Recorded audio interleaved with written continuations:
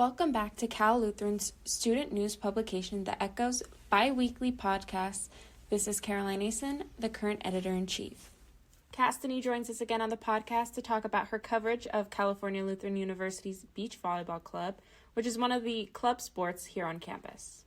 What is the beach volleyball club, and when did it start?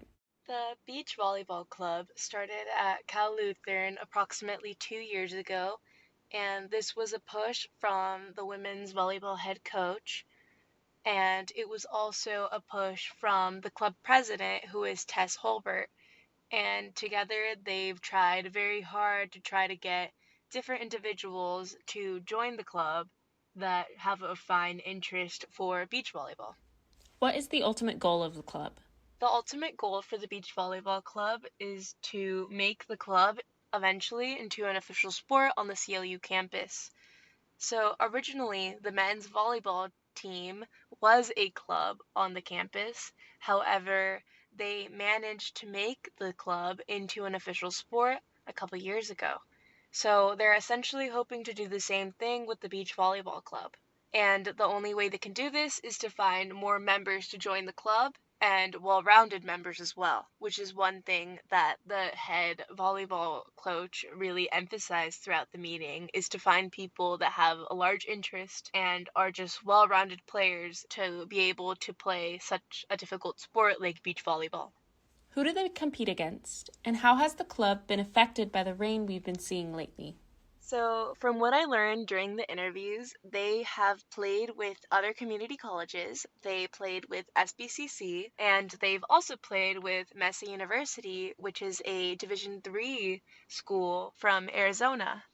And the reason why they played this team, since it's a traveling team, is because the women's volleyball team played against this school while they were visiting. So essentially, they just worked out their schedules and they played the school. And right now, with the rain, during this spring 2023 semester, they have not been able to host any events because of the rain. Does the club hold events on campus? Can anyone join? They typically hold the events by the beach or on campus on the grass. When they do it by the beach, it's usually the women's volleyball team, and it's only the members that have the greatest interest in playing beach volleyball that are the ones that have joined. And as for the grass events that are held on campus, it's co-ed, and a lot of the members from the men's and the women's volleyball have been seen playing. However, anyone who has a greater interest in playing volleyball can join. Is there anything else listeners should know about? One last thing that I think listeners should be aware about is that they're hoping to hold one last event for the semester of spring 2023, so keep an eye out if you want to go have fun and play volleyball.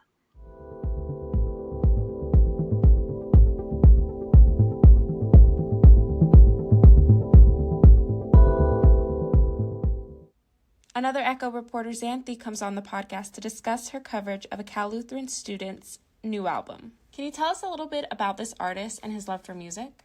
The artist Lothario Parris began his love for music when he was 8 years old. He moved from the Caribbean to the United States and loved American music. He is currently majoring in music and has an emphasis in multimedia and is a senior studying here at California Lutheran University. Who or what inspired his music and this album? Lothario said that the artists that inspired him and his music are Tyler the Creator and Jane the Child. Because their music is so expansive and busy, it's not very typical, so having a unique sound is what Lothario really wanted to target, and they inspire him to create that.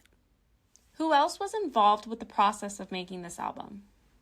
For the most part, Lothario created the album all by himself, but people who had helped him with the cover art was his roommate Obina Anyowa and his friend Mark Munda. They gave him input every time he was recording a song or wanted some input on how the music sounded. His roommates were definitely there to help him out. What is this album about, and what was the process behind its creation? Lothario's album, BEAUDRY, is about his life over the past year and everything he has learned and been through. In college, Lothario says he has learned a lot and has been able to branch out and really discover himself. The album is titled BEAUDRY because it means beauty, but instead of a TY at the end, he put dry. And the reason he did that is because his music is really beautiful with its chord progressions and harmonies, but also really dry and rough with its sounds and textures. So he wanted to combine the meaning of beautiful and dry. You interviewed some of his friends. What were their reactions and sentiments about his album? His friends' reactions about his album were that they absolutely loved it. They say that his sound is very unique and very creative, which they really enjoyed because usually listening to streamlined hip-hop and music nowadays, everything pretty much sounds the same. But what Lothario did is he wanted to create something different. So his friends really did enjoy how he made his music so expansive and busy. Does he have any plans to perform soon? Lothario does plan on performing soon and has a lot of new music in the works. He's planning on performing at Cal Lutheran Friday, April 28th, 2023, and also has another upcoming performance at the Groove Club on Friday, March 24th, 2023. He's looking forward to those events and can't wait to perform.